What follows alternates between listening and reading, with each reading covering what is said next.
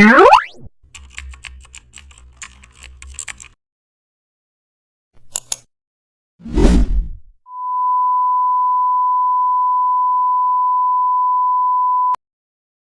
back to the channel. Don't forget to like, share and subscribe for more updates. Today we are diving into an exciting tutorial how to build complex icons with simple shapes in Photoshop.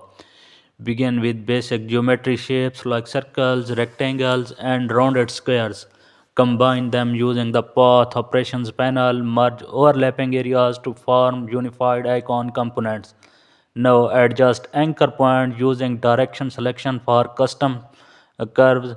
Duplicate consistent shapes to maintain design uniformity. Use align tool to keep spacing mathematically accurate. Apply a single color fill for minimalist icon style. Add a thin consistent stroke around the icon for clarity. Modify corner radius to soften the